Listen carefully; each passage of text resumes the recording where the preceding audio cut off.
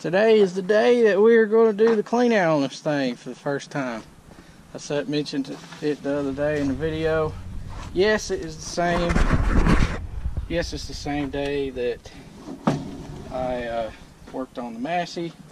A few minutes later, I got the inside washed out. Now I'm going to clean this baler out and get it ready to go. So I got a lot of hay to bale tomorrow and Monday. So we're going to get this thing ready to go. So hang on. So we're going to get this thing ready to go. So hang on.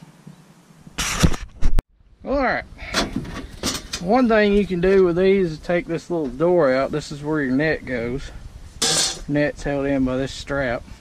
It's just a little tie down strap. But you can take that door off to get behind this twine box to this hay that's back here.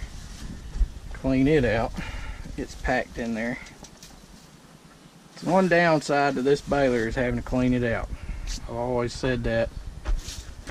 It collects hay everywhere. But, like I've said before, I'd rather it perform like it does than be a pain to clean out. So, don't really want them to change anything majorly. Would be nice though to,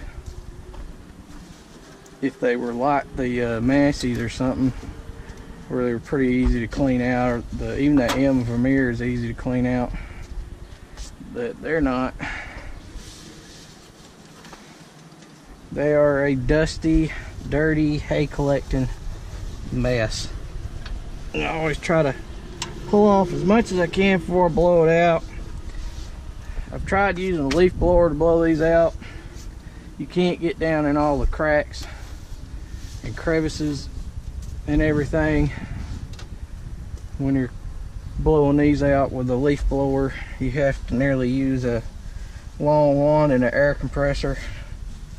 You can blow them out with a leaf blower, but it's aggravating.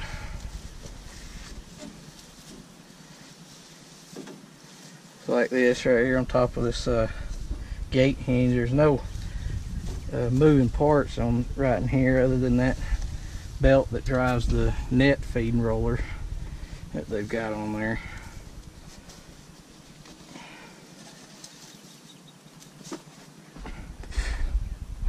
Phooey. This would have been a good job for dirty jobs whenever they were making that show. Alright, this is what I use to blow it out with. It's a long wanded blower. You can get these at Tractor Supply. They've got a big hole in the end and two little holes on the side.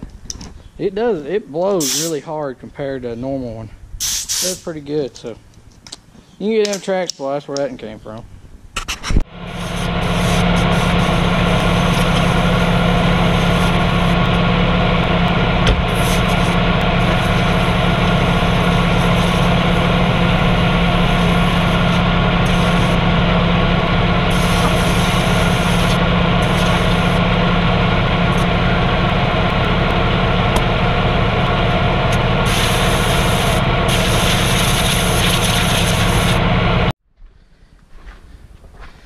Alright, I got it clean, blowed out, washed it off. One other thing I did that I didn't record was I put belts on the tractor. It had never had belts put on it in 10 years since it was new. So I put them on because they were chirping some because they had oil on from that line leaking. So I cleaned up the pulleys and I put new belts on it. That was one thing I did do. So we're going to grease this thing. I've got a DeWalt electric grease gun. I love this thing with the lock-in lube on it. The lock-in lubes, I've seen a lot of people talk about these. Everybody says, oh, they love them. I like this thing, but it's not perfect. It does have issues with getting into like drive shaft covers or certain things being long enough. They came out with a longer version you can buy. They still offer this one. Then there's occasions where this won't fit because it's too long in certain areas, but they do have adapters you can buy that clips on the end of this to hook on to stuff, but it's worth it. They do leak. I get about 3 months out of one before it needs rebuilding. You can buy a little O-ring kit, and these jaws just twist out, and you twist a new thing in it, put an O-ring kit in it. It's like 2 or 3, or Lord, I done forgot how much it is. It's not much for the little O-ring kit to go back in it. What really kills these things, or kills this one, that makes it leak or it would last longer, is that New Holland skid steer. When I tension the tracks on the skid steer, that puts a lot of pressure on those O-rings and stuff, and that's what always seems to get it, not this other stuff. But I do recommend these just because of this reason. You can hook it and leave it, and you don't have to sit there and hold pressure on it, twist it a certain way and move it around. Even when this thing leaks just like it did there, it's nothing like the old style. I do like this thing, and I recommend it. It's not perfect though, so don't expect this thing, if you buy it, to be the cure-all for everything, but it is really nice. The grease gun, on the other hand, if you've never had a cordless electric grease gun, I had an air grease gun, I had a regular pump single handle squeeze grease gun that you can do with one hand. They're worth the money. This thing is a dream. My dad got it for me for my birthday one year. That's what I wanted. I think everybody pitched in and got it for me because I do most of the greasing around here, and they are worth the money for an electric one. Whether Milwaukee and DeWalt's probably the best. Lincoln's probably third, and then there's a bunch of other brands too, but the DeWalt and the Milwaukee, I haven't had a Milwaukee yet, but I can say that the DeWalt has been great.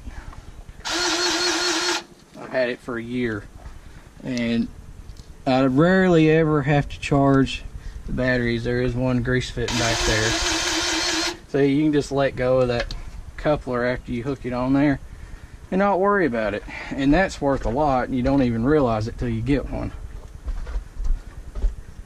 Here now, the newer models of the 360, the 460 is the baler that they currently sell, had grease banks.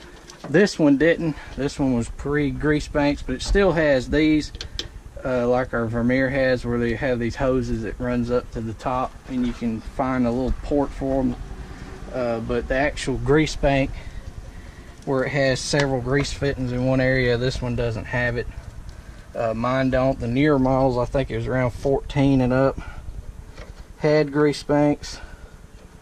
I could probably buy a kit and put on this thing, but for it now, if I'm not mistaken, they come, I know they come with grease banks, because that's pretty well standard on them. They've got them mounted on the side with like 8 grease fittings in one area, and there's lines running everywhere to grease it, so you can grease it real quick. Or like the large square balers have, I think they have them now, you can order them with, or buy it as an accessory, a auto greaser, and the tractor will or the baler will grease itself on like the main bearing, so you don't have to stop. Like I was saying, if you bale a lot of hay in one day, like I do sometimes, and it'll grease itself throughout the day, kind of like large square balers do, and that helps with wear and tear on them too.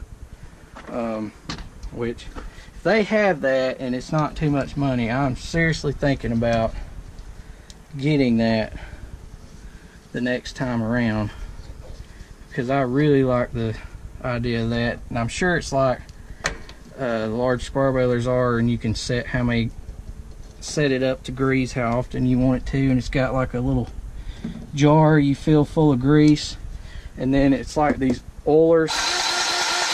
This one has an oiler built in. You fill this with bar oil, chain bar oil, and then it's got this little thing here, and it squirts oil out on the chains through these brushes right here. That's what that little bit of oil there is from. Those are stains from where I tried to run regular motor oil or use motor oil through it. Don't do that. Use bar oil, because if you do, it's more of a mess than it's worth. And it does, they actually told me when I bought this, I've heard other people say that they've told them different since, but I've never had an issue with it to run bar oil for this thing, so. But it's got a lot of grease fittings everywhere.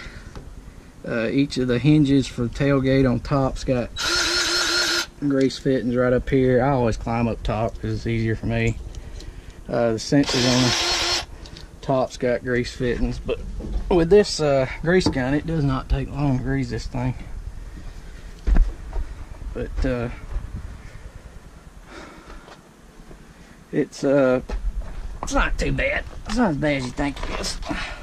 It's got two down here that you grease. Ow. Hope I didn't hurt y'all.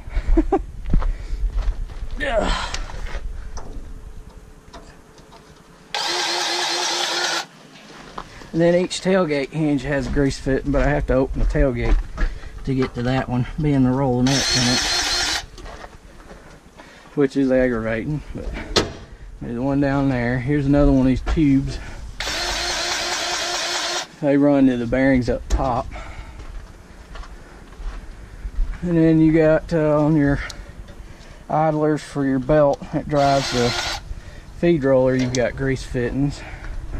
There's one up and under this cog, but when I open the tailgate, it turns it straight up there and it's easier to get to. You can grease it right there, and then the cylinders have got a spot there and here. It's about all this stuff's got grease banks now. But this baler is a 2010 model, so it was right before that came out and started seeing them. Actually, the Claas was one of the first ones I seen using it. Some of them did. I know Vermeer had them.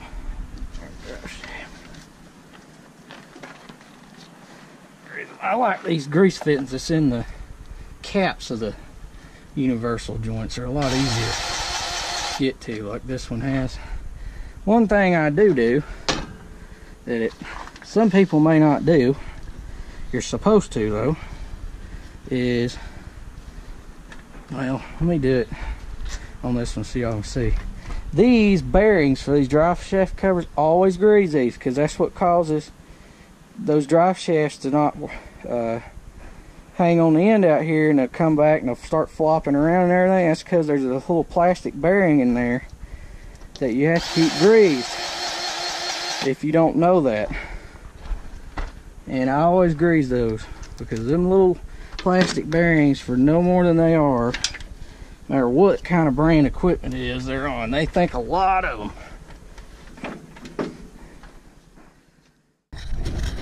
Thanks for watching. It's hot today. It's like 99, 95 degrees today. Makes you feel like you're about dead. But thanks for watching. Please comment, rate, and subscribe.